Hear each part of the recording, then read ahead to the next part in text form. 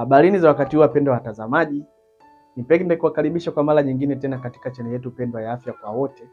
Na siku ya leo tunajifunza umuhimu wa kuzingatia muda sahihi wakati wa kumeza dawa. Kama kawaida channel yetu inatoa elimu na uelewa kuhusu matumizi sahihi ya dawa. Na tunapokuwa tunapata matumizi sahihi ya dawa ni kuanzia pale unapopewa dawa na mfamasia au daktari au mwanataaluma yote yule wa afya aliyekidhi vigezo vya kuweza kuhudumia wewe dawa. Sasa huwa kuna maelekezo unapewa unapoenda kutumia dawa zile ukiwa nyumbani. Sasa tunapozungumzia umuhimu wa kuzingatia muda wakati wa kumeza dawa, hizi dawa huwa zinatolewa katika interval mbalimbali. Kwa mfano utaambiwa tumia mara 2 kwa siku, tumia mara 1 kwa siku, tumia mara 3 kwa siku, tumia mara 4 kwa siku. Kama unavyoona hapa, tunapozungumzia mara 1 kwa siku ina maana tunazungumzia masaa 24. Siku nzima ina masaa 24 tunayohesabu tunapokuwa tunafanyaje? Tunatoa dawa. Na pia tukiambiwa 1 mara 2 tunamaanisha masaa 12. Masaa 12. Tukiambiwa 1 mara 2 tunamaanisha masaa 12. Na maana katika siku nzima tunahesabu masaa 12 ndio tunakuwa tumetimiza nini? Kumeza dawa mara 2 kwa siku. Na tunapokuwa tumeambiwa 1 mara 3 na maana tunamaanisha ni masaa 8. 8 hours. Tukitumia dawa zetu katika muda wa masaa 8 ndio tunakuwa tunamaanisha nini? 1 mara 3 kwa siku. Na tunapoambiwa 1 mara 4 tunamaanisha masaa 6.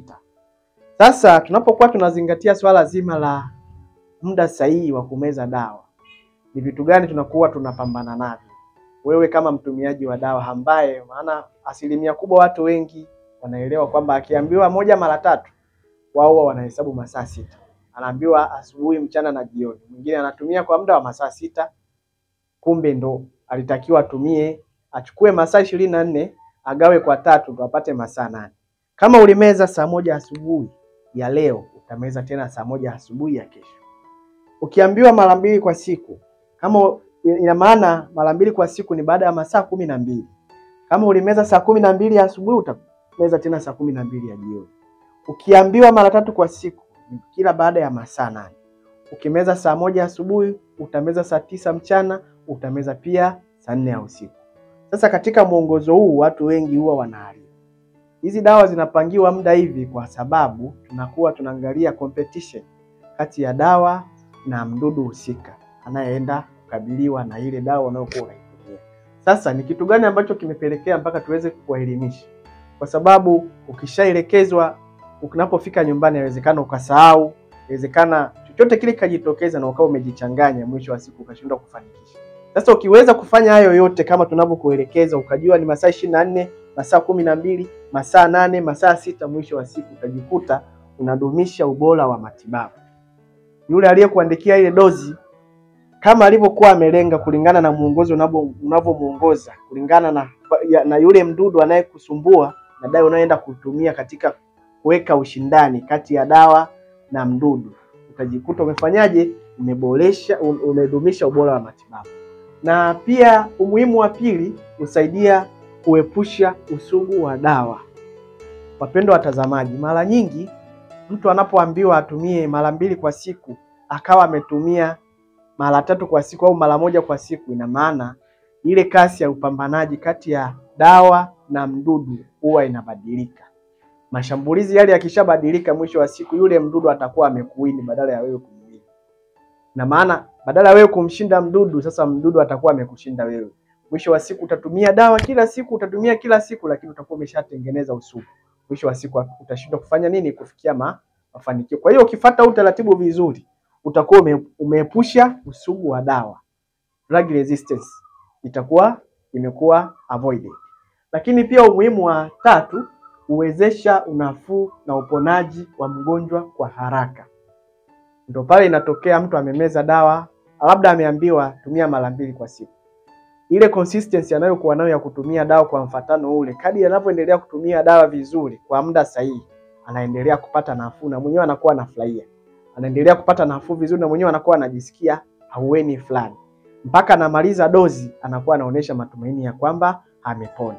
Kwa maana hiyo sasa, kadri unavyofuata utaratibu sahihi katika mtiririko niliokuonesha, masaa 24, masaa 12, masaa 8, masaa 6 kulingana na mwongozo wa daktari au mfamasia, tayari utapata nafuu kwa haraka, utapona kwa haraka na utaweza kuendelea na majukumu yako mengine.